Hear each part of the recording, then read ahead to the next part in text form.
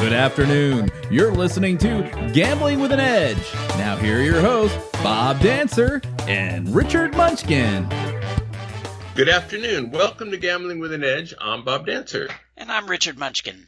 Today, Richard and I dip into our mailbox again. We have lots of questions from our listeners, and we're going to be answering them. Before we start, Richard has something to say about commercials. Yeah, a number of people have contacted me and said, oh, there's this new commercial at the beginning of the show or the end of the show, and I didn't know you had Progressive Insurance as a sponsor and things like that. So we signed with a company called Blue Wire, and they handle commercials for us that go before the show starts and after the show finishes. And they have a whole bunch of different sponsors that they put in a rotation. So every time you listen to the show, even if it's the same show you heard before, it could be a different commercial at the beginning or at the end. Now, somebody did let me know that they heard a commercial for a tout service, and I contacted Blue Wire, that's the company, and I said we absolutely do not want any advertisers that are selling sports picks, nor do we endorse anybody who is selling sports picks. So I just wanted to make that clear. Hopefully they have taken care of that so that that doesn't happen again. But I also just wanted to mention that just like on YouTube, if you listen to the show on YouTube, YouTube also sticks a commercial at the beginning and at the end. On YouTube, they're skippable. You can just hit a little button on there to skip through it. But just because it has been tacked on to the beginning or the end of the show, it does not necessarily mean that we endorse whoever that happens to be. So, yeah. So I just wanted to let everybody know because quite a few people have been asking me about it. Very good. Let's get to the question. Starts out video poker. I play 9-6 quarter single line jacks or better progressives in Atlantic City. In a 12-month period, I have hit exactly 21 royal flushes. I played 2 days a week for about 9 hours a day. I played 800 hands per hour. What are the odds of hitting this many royals on a single line game? Am I just lucky, or am I riding positive variance? Isn't that the same thing? Being lucky and riding positive variance? I suppose. Multiplying 9 hours times 2 times a week times 52 weeks and then dividing that by the 21 royals you received comes out to a royal cycle of about 36,000 hands. Now, while 9-6 jacks with a 4,000 royal has a royal cycle of 40,000 hands, playing progressives lowers that because at certain progressive levels you change your play as you go for the royal.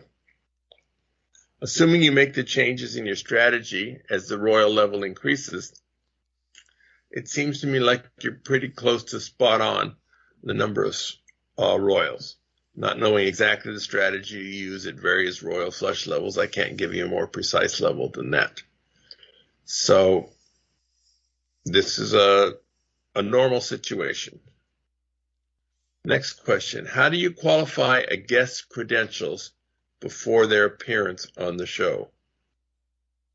I'll let you strike on that one first, Richard. Congratulations. Well, so we get guests in a number of ways. The main way is it's somebody that either Bob or myself know. That's number one. Number two is it's somebody who's written a book we're interested in. So we get a hold of them and have those people on the show. And then the third way is we get recommendations from somebody who says, hey, I think this person would make a great guest. An example of that would be Toupee Jay, the pool player. Neither of us knew him or even knew of him, but somebody that we knew recommended and said, hey, this guy would be interesting on the show. So that's the third way. And that's the way I personally think we need to be a little bit more careful about to sort of, vet them a little more thoroughly. But it's hard to find 52 guests a year. So sometimes when we get desperate, maybe we'll end up with someone who maybe wasn't the best the best choice. And another way we do it is sometimes people send us emails and say, I'd be a good guest on the show. And so we write back to them, well, what would you talk about? And they send us their experience as to why they think they'd be a good guest on the show. And less than half the time we say yes. But we do say yes sometimes. And sometimes if it's close or we think they might have an accent from a foreign country, we'll Skype with them in a pre-show interview just to see, or sometimes we'll take them to lunch. And sometimes afterwards we'll go, never again with that one. But and sometimes we say that guy was really good. So also your comments as to which one is good and which one is bad helps a lot. Like, we already knew this, but several people have said about our last show with Steve Sears, that was a great interview. Have him on more. And we already agree with that, and we can use more questions to ask him. But and if you go, this guy really sucks, well, that matters too. So, good, let's go on. I do just want to say a comment on that.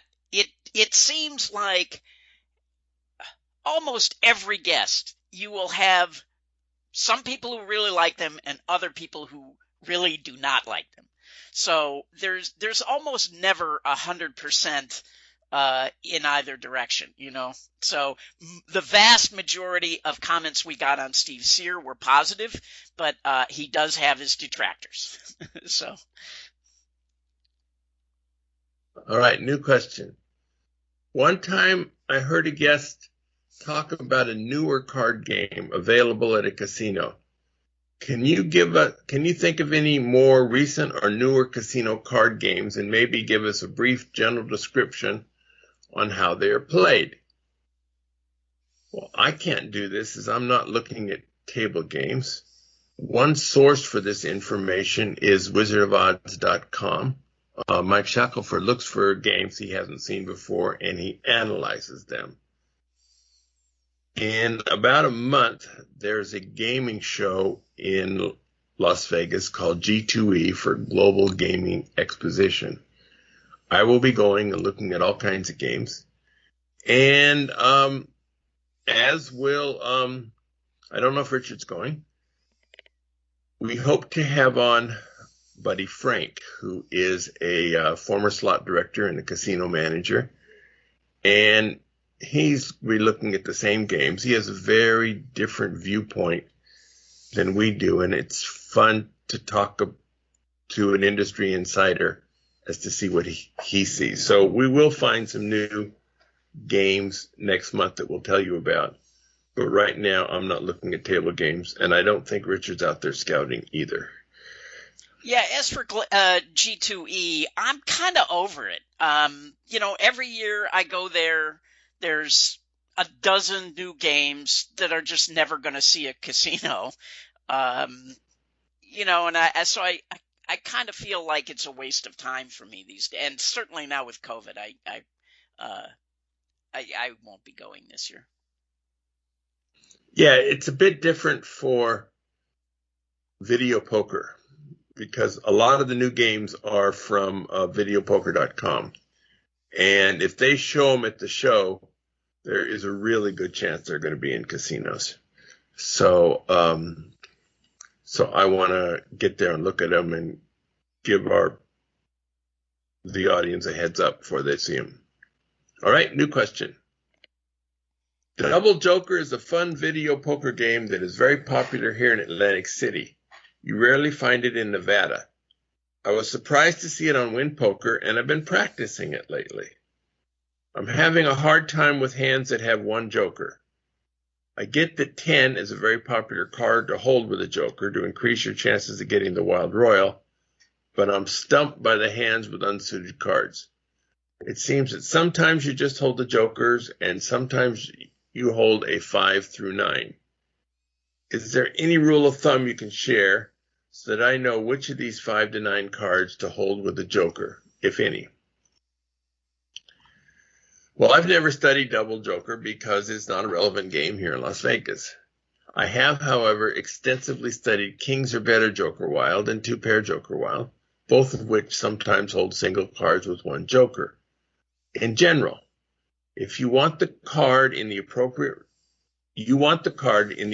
range with the least flush and straight penalties, with flush penalties being stronger than straight penalties, and straight penalties, adjacent straight penalties, are stronger than 1 card away straight penalties or 2 cards away straight penalties. So on a hand like Joker, 2, 6, 9, 10 of 4 different suits, you probably are going to hold the Joker 6. In the previous hand, if the 6 and the 10 were suited with each other, so we have Joker 2, 9 and a suited 6, 10, you're going to hold the Joker 9 or perhaps Joker 10, 6, depending on the pay schedule.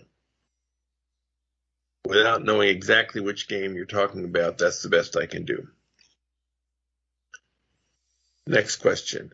I've been hearing for the past couple of years that the AGA is pressuring the IRS to raise the jackpot threshold from $1,200 to around $5,000. As you know, this limit was set in 1977 and desperately needs to be raised. I'm not a professional gambler and I can't file as one, so I usually don't play high denomination machines because I hate getting the taxables. Is there anything we, the gambling community, can do to pressure the IRS to do this? I keep hearing the change is imminent, but it ain't happening. Well, I sympathize with you. This Congress is in a partisan gridlock, and I find it hard to believe that it will get anything useful passed. Remember, you're asking for a tax cut on gambling, which many people consider a vice. It's hard to get a lot of support for lowering taxes on gambling, alcohol, cigarettes, etc. So yes, raising the limit for W2Gs is a nice thought. I don't like your chances. Yeah, they were trying to lower it, right? There was talk about lowering it to 600, and fortunately that got There was that for a while, and the casino shut that down. I have actually not heard it going up to 5,000. I think it would be a more relevant number, but the government is always looking for ways to support itself, and lowering taxes is, especially on vices, is a tough sell. Next question: what's the best way to listen to Gambling with an Edge? I've subscribed to YouTube channel and listen on Spotify. What else can I do? Richard, you're the expert on this. Well, you have a lot of options. As you mentioned, YouTube, Spotify. Many people, I would say the majority of listeners, use a podcast app. The one I use is called Stitcher, which I think is great. It downloads the new episodes for you automatically, so that you can listen to them offline. And then the other option would be to go to gamblingwithanedge.com, and you can listen to it there on the website as well. But for me, what works best, I listen to a lot of podcasts, so it's nice to have them all in one place, downloaded automatically every week or however often they come out, so that I can just, listen on my phone through Stitcher. All right.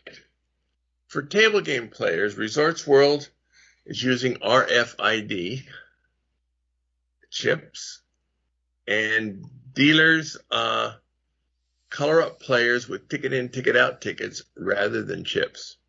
What are your thoughts on this, Richard? Well, yeah, obviously I don't like it. I don't know how easy those ticket in, ticket outs are to cash. I mean, if you have 20,000 in chips, they're going to give you a ticket out for 20,000. That means you can't go cash only 2,000 at a time or whatever. So yeah, it's really bad for players.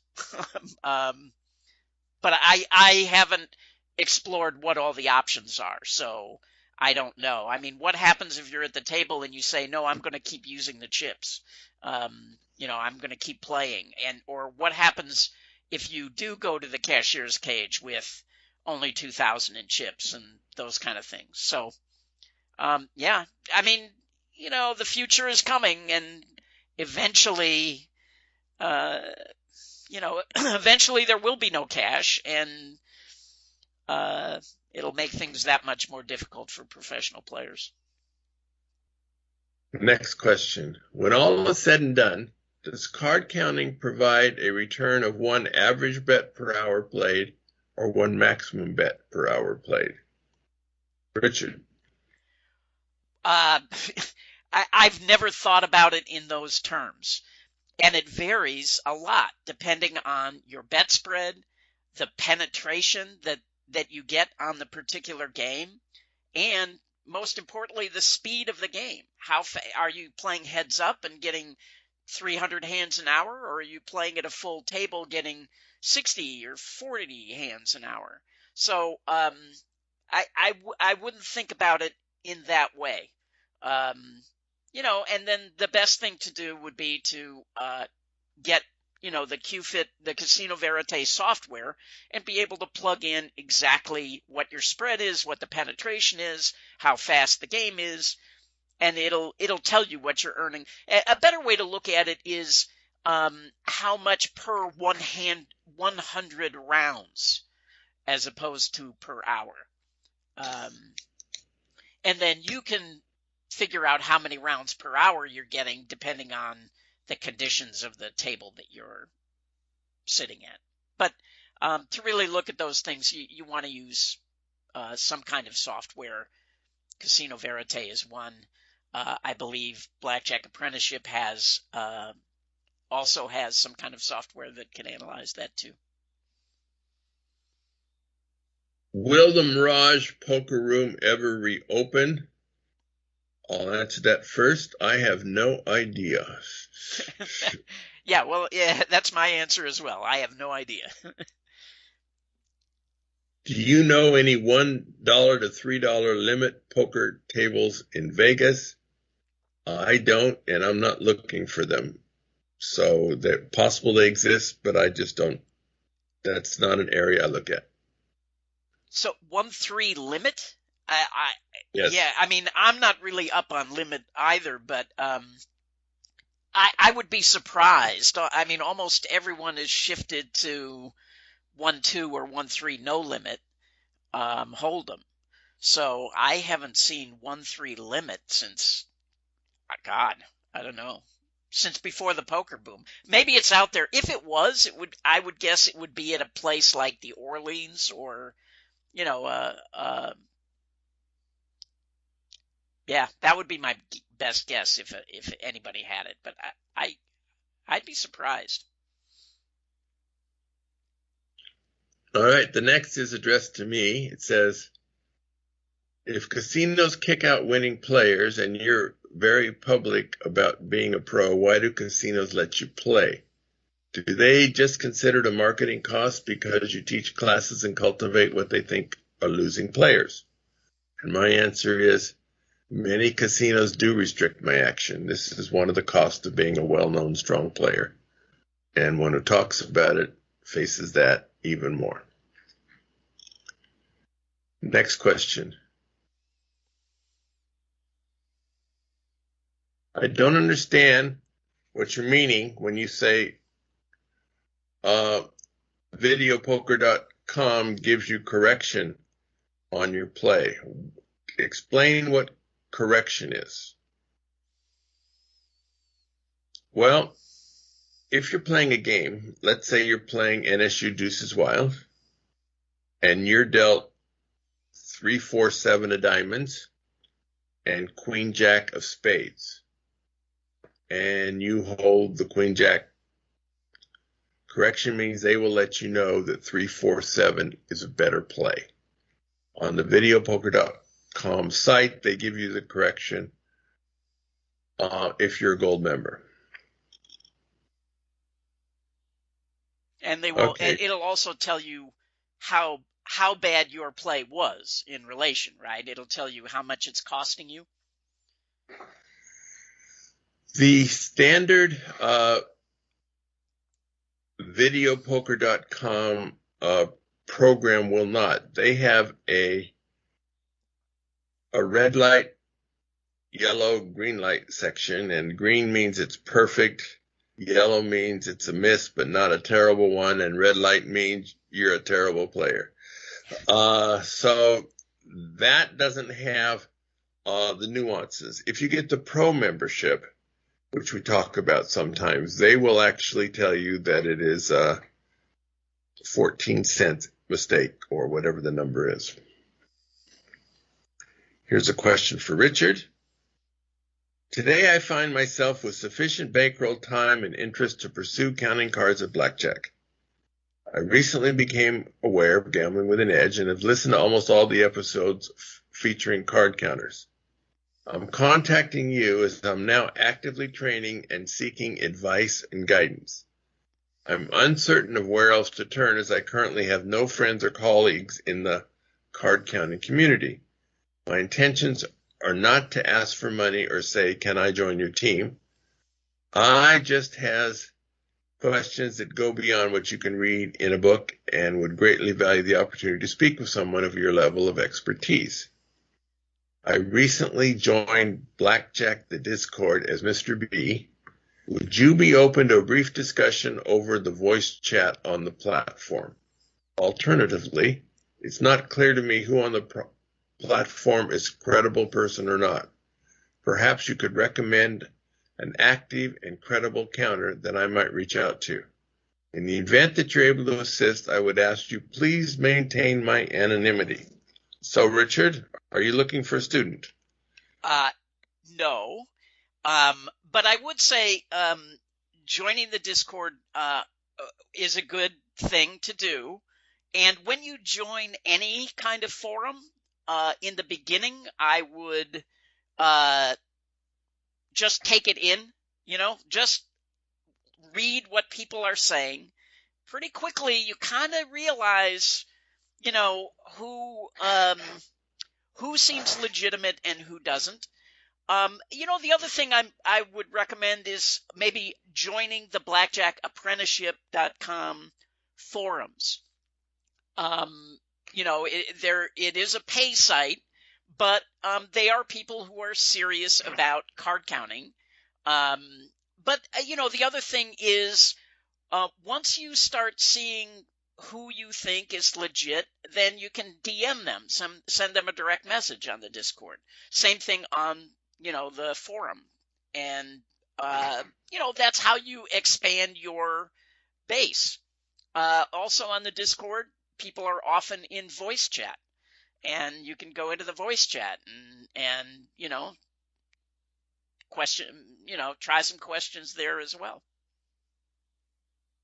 Yeah, I'm not on the blackjack forums, but in video poker forums, when somebody without a clue gives some advice, frequently a lot of the more senior players will jump all over them and explain that they're really off base.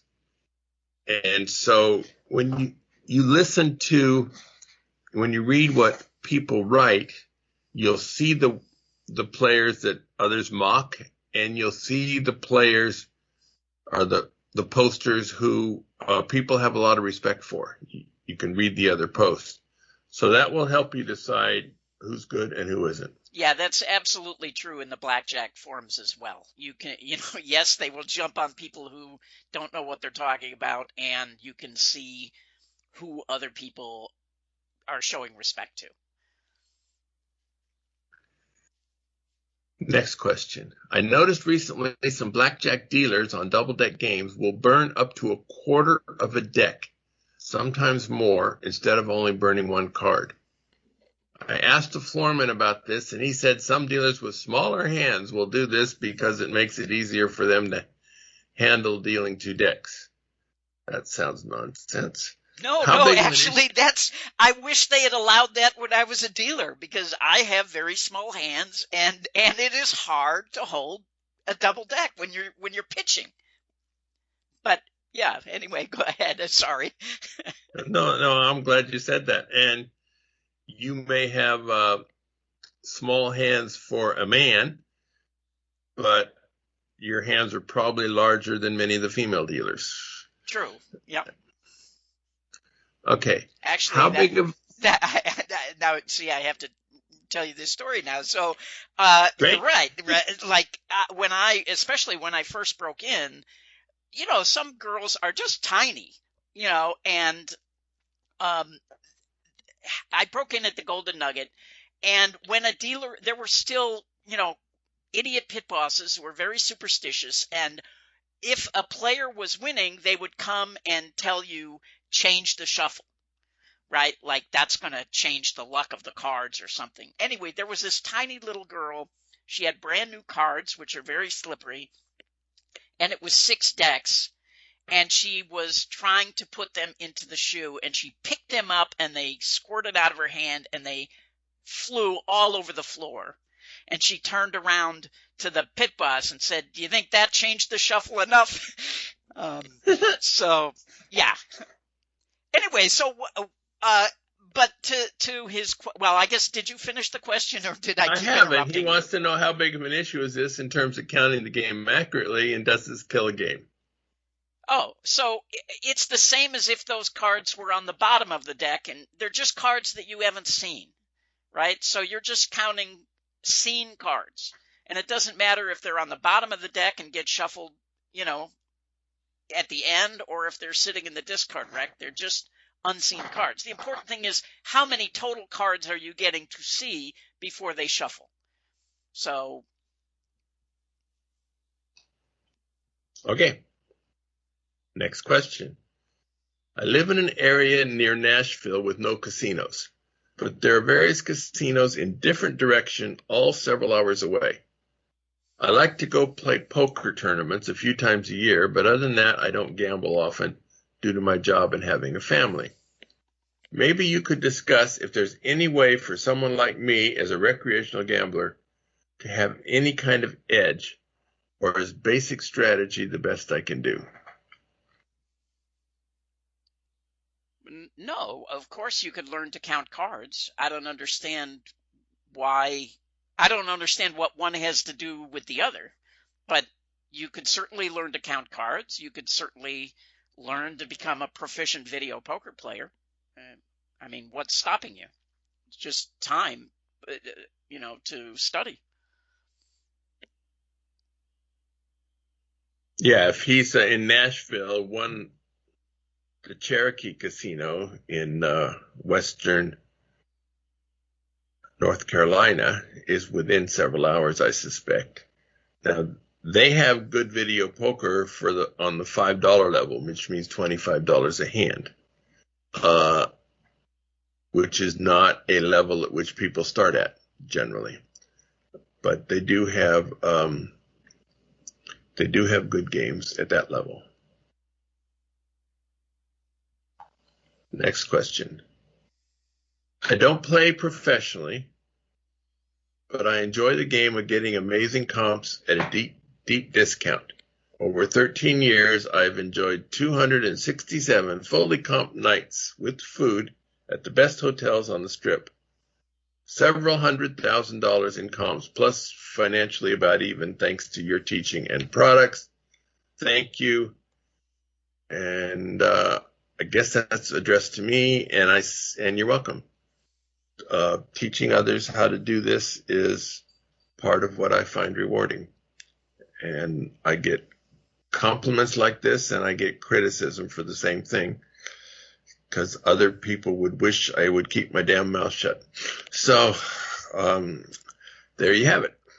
But I would just recommend to that listener that if you have not read Comp City, that book is made for exactly what you're talking about. So yes, it's sort of out of date, but the concepts are not out of date. So if you haven't read that, definitely pick it up.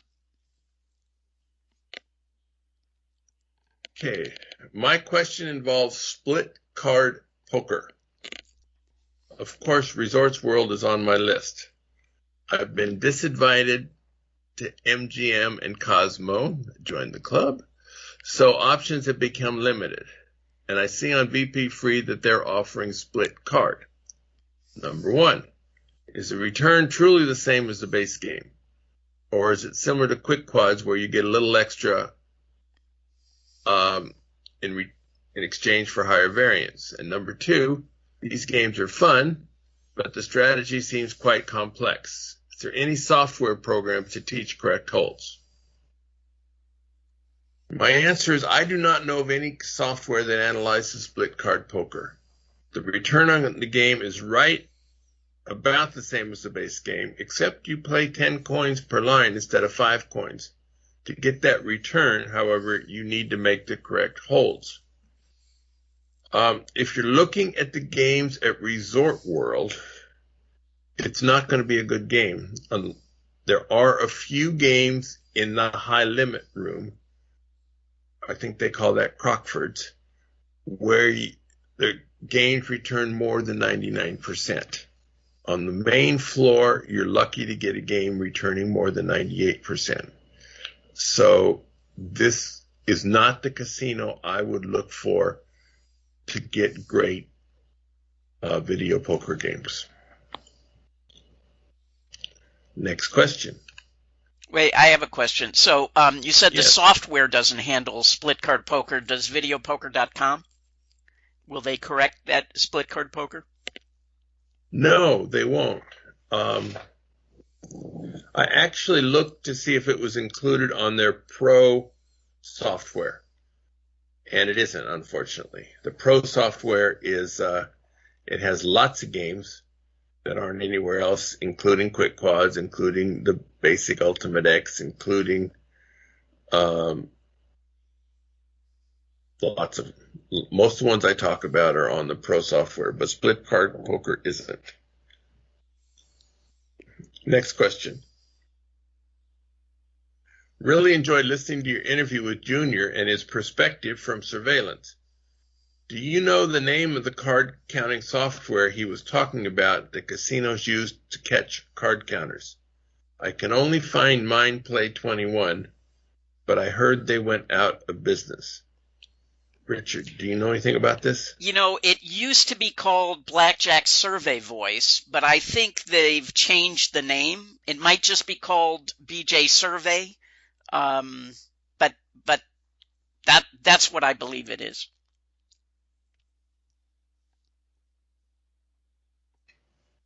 Next question.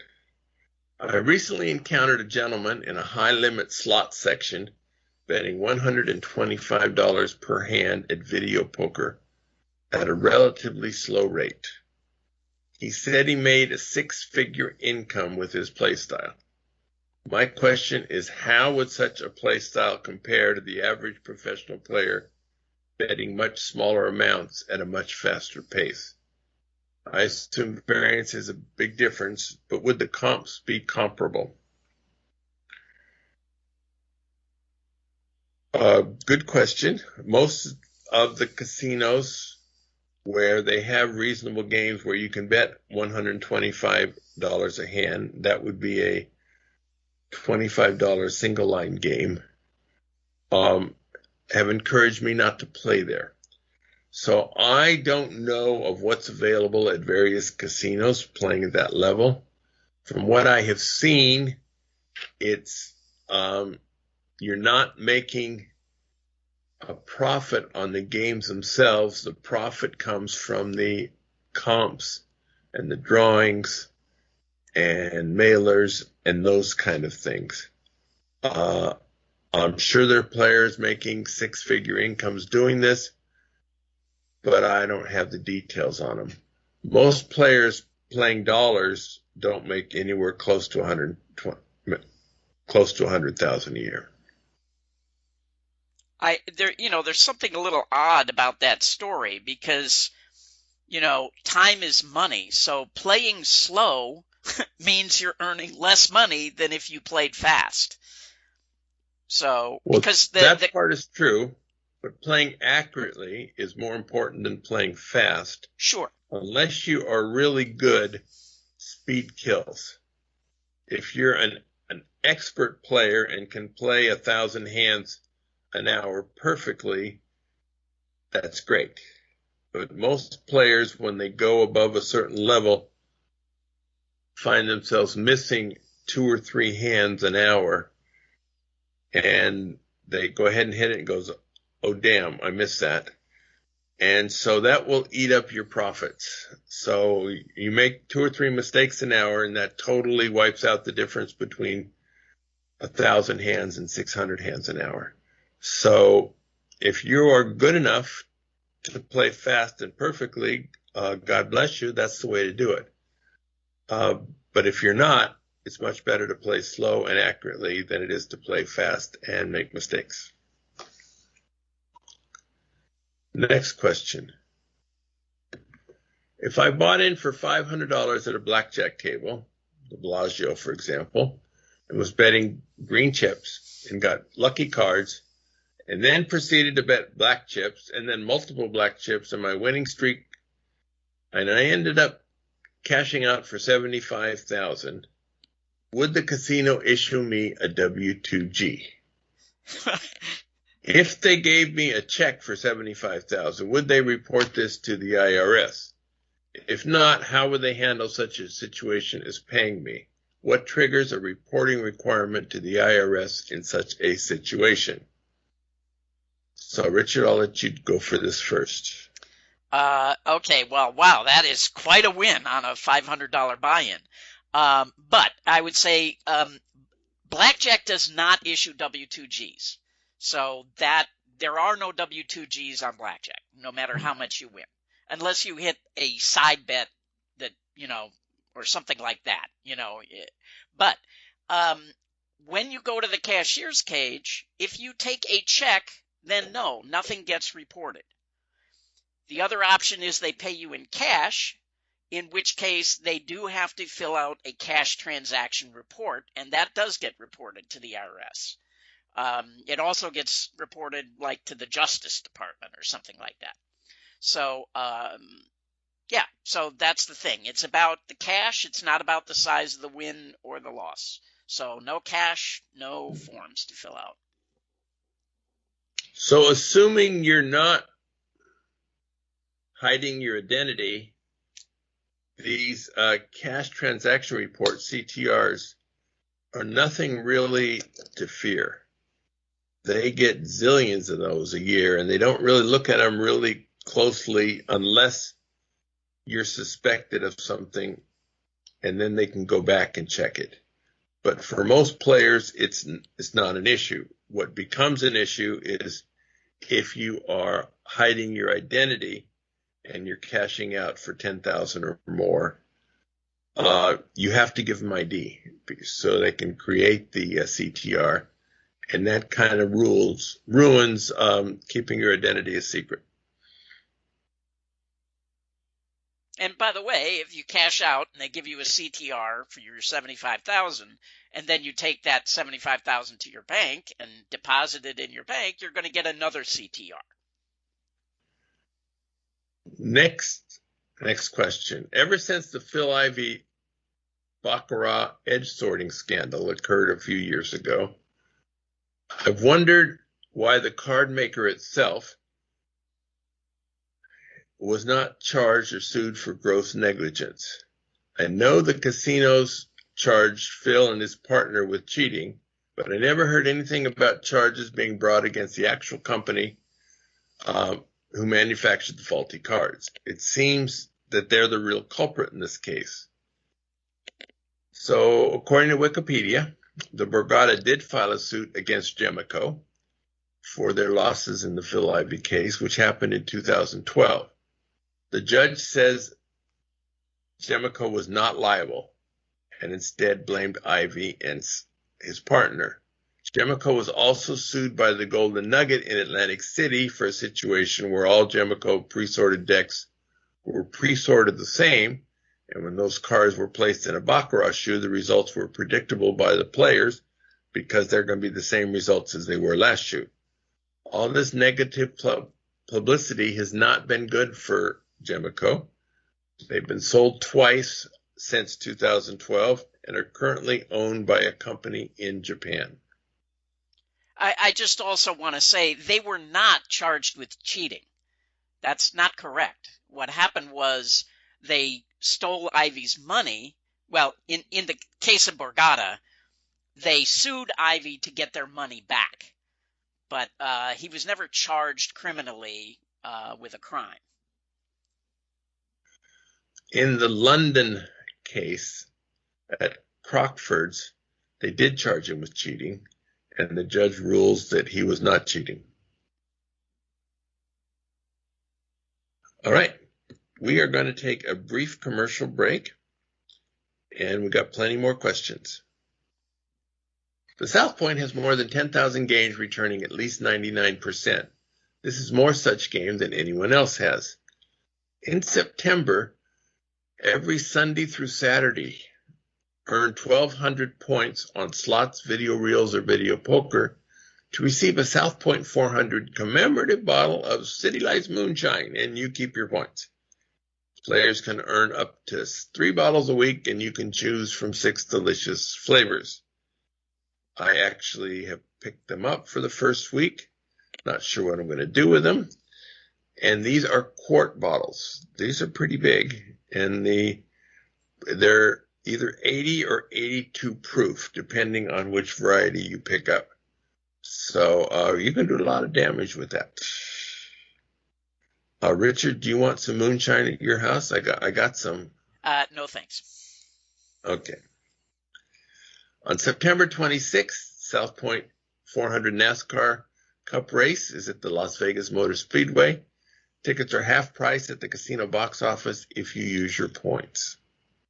Hey guys, this is Colin from blackjackapprenticeship.com, and if you're serious about card counting, I'd encourage you to check out the Blackjack Apprenticeship membership. It has the training tools you'll need to beat the game, like our comprehensive video course and our training suite, so you can learn each skill and virtually test yourself before ever stepping foot in a casino.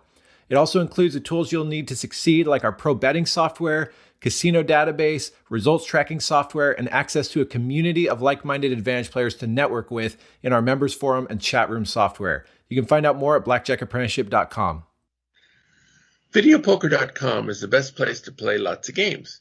If you sign up for the Gold membership, $8.95 a month or $79.95 a year, this allows you to get correction on most of the games. The game of the week is Split Card Poker. This is a 10 coins per hand game where periodically on the deal or the draw, not both, you receive a split card. A split card may be any card. Once the split card is chosen, the additional card may be, with equal probability, the same card, 1 card lower, or 1 card higher. For example, if the ace of clubs is the split card, it's equally likely to become the ace and the king of clubs, the ace and the deuce of clubs, or 2 aces of clubs. The only pay schedule addition is the 5 of a kind on non-wild card games and 5 deuces on deuces wild variations. We are back to our questions. A semi-local shop I play quite regularly has a $15 minimum table. 6-deck, 8-17 game with good rules, including late surrender, double after split, double any 2. Split up to 4 hands. My question is in regards to the side bet. The side bet is the 23 plus 3, aka Trilux, with the top 3 bonus bet. I realize these bets are overall negative EV long term. Table rules allow for your side bet to count towards the table minimum. So you can play a nickel on each bet and meet the table minimum? Is this a good play during a count that is slightly negative, say -1 or -2, when you want to be betting minimum anyway, as opposed to just betting all 15 in the middle? I have successfully used this strategy to hit scores of $900 plus on hands I was expecting to lose anyway. I'm curious as to if this is an effective strategy. Should I continue to play there? Now, I'm going to try this one first. According to the Wizard of Odds, the house edge on Trilux side bet varies with the pay schedule, number of decks, and the amount bet. The reason the amount of bet matters is that the dealer is paid $1 each time the player wins, no matter the size of the bet. For the best pay schedules from the player's point of view, 8-1 for all pays, on a $5 bet on a 6-deck game, the house edge is almost 11%. Betting $5 on a -11% game to avoid having to bet $15 on a -2% game can't be smart gambling. If you won $900 plus on this game, you were betting much larger than $5 on the side bet, which is even worse. Richard, do you have anything to add? Nope, I think that about covers it. I've heard you comment that some banks don't like professional gamblers. I mentioned this to a friend who was a banker in Las Vegas for many years, and she says it's illegal for a bank to turn away a customer whose profession is legal under federal law. So a bank can refuse a marijuana grower for now, but not a gambler. How does this jive with your experience, and what does Bob Nersessian have to say on the topic? Richard. Well, we can ask Bob Nersessian, but I can tell you that your banker friend doesn't know what they're talking about. I have numerous friends who have been barred from their bank. The bank tells them, we no longer want your action, just like they would in a casino. And the reason is because they have too many transactions that involve large amounts of cash, whether depositing it or withdrawing it. So, and I also know someone who was backed off from their bank for visiting their safety deposit box too often. Now, if you actually read the rules regarding a safety deposit box, it says you're not supposed to keep cash in them. And the bank decided if you're going in and out of your box that often, it means that you're keeping cash in there. So anyway, as I said, numerous people have been backed off from their banks. Wells Fargo seems to be the worst of all of these. But they all do it. Less so in Las Vegas. Las Vegas is used to more people with cash, but it even happens in Vegas. Next question. I've been a recreational gambler for roughly 2 years now in a variety of games: blackjack, poker, slots, and sports.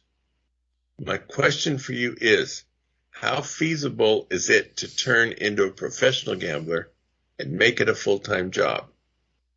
And to do this, you have to be focused and knowledgeable about APs on only one game, or is it possible for a professional gambler to master multiple games? Now, I want to handle this first. My answer might be different from Richard's. The transition from recreational gambler to professional gambler is an impossible one for a high percentage of gambler. The level of practice and skill needed to beat games is much, much higher than most recreational gamblers realize. It takes no brains at all to be a recreational gambler, but most successful professional gamblers have a higher than average IQ, and frequently they've studied a lot and they've practiced a lot. When you ask how feasible the transaction is, it reminds me of somebody who asked how much something costs. And the answer is, if you have to ask, you can't afford it. With that said, there are new professional players all the time. For those with the brains and the drive, it is definitely possible, but it will never be a walk in the park. Richard. Yeah, no, I agree with you completely. It's incredibly difficult. It's kind of like saying, I play football with my buddies on weekends. How hard would it be for me to get to the NFL? Well, the answer is incredibly hard, and almost nobody can do it. But there are a few people who actually get to the NFL. Takes an incredible. Now, I would say it is easier to become a professional gambler than to get to the NFL, but it's still going to require thousands of hours of study and practice and work to do it. And let's say you pick something. Let's say you decide to pick card counting. Well, it's one thing to learn how to become a professional a competent card counter. But then it's a whole nother thing to learn to actually make a living at it.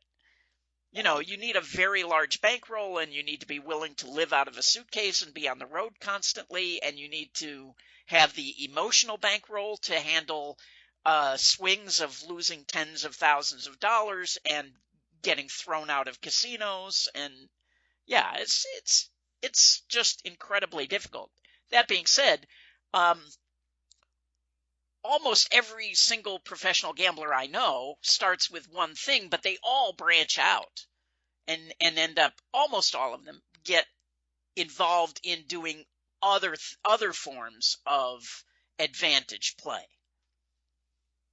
So the card counter might pick up video poker, and they might get into sports betting, or so most people do end up branching out.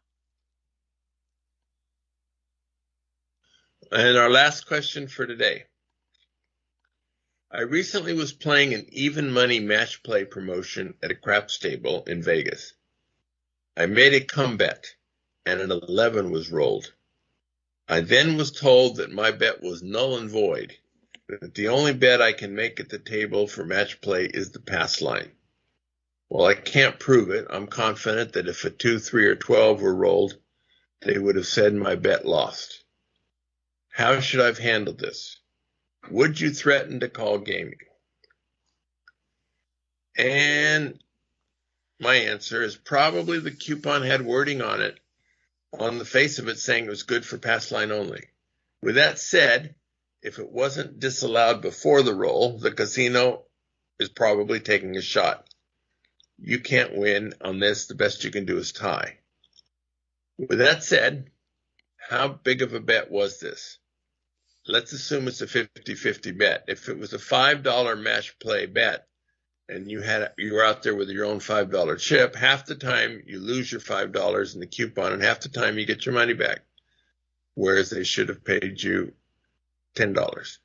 So you end up losing $2.50 on average instead of winning $7.50 on average. So it cost you $5. Are you going to go to the mat for $5? You might possibly win, but they will remember you and never let you play another such coupon. Possibly a better strategy is to let it go, play by the rules on the face of the coupon next time, and not burn this casino over something so trivial. Richard. Yeah, I mean, do you want to spend 2 hours or 3 hours of your life over $2.50, calling gaming and, I mean, dealers hate match play players, so it would not surprise me if the dealer was deliberately screwing with you by not telling you that, hey, you can't bet that on the come. It has to be on the pass line. But yeah, it's just not worth the time and effort. And all right, so those are all the questions we have time for today.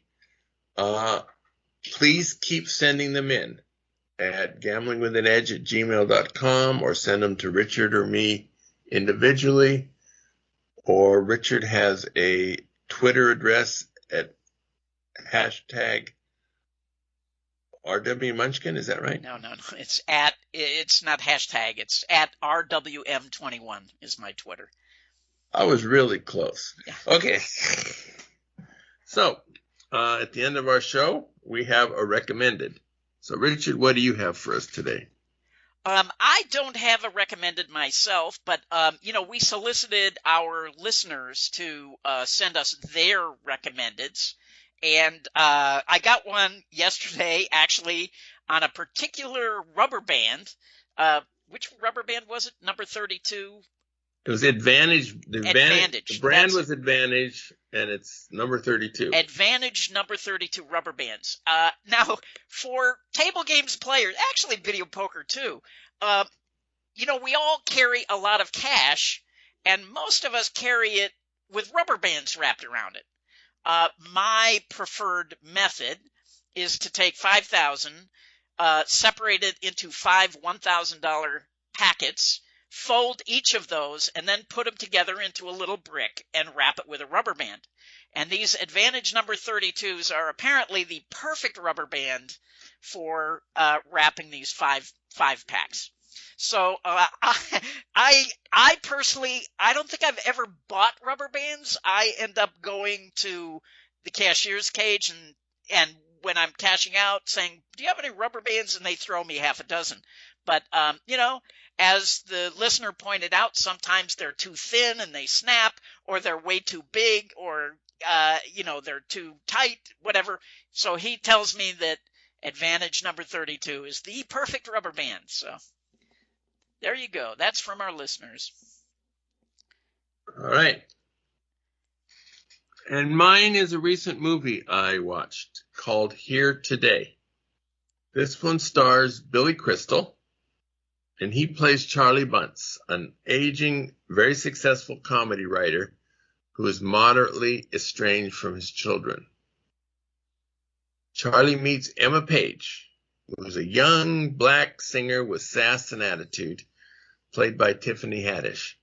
As Charlie's mental situation declines from dementia, he and Emma have their unlikely relationship builds. It's a movie that'll make you laugh and cry and think. So I think it's out. I don't know. I saw it at Free Movies at Harrah's. We were recently at a Harrah's, and they give 7 stars, one movie a night. And so Bonnie and I took advantage of that. And so, but I think it was released in July of this year. I had not heard of it. I like Billy Crystal. You will laugh, and it's thought-provoking. All right. Keep sending in our questions. Thank you, Richard. Go out and hit lots of royal flushes, everybody. Good day.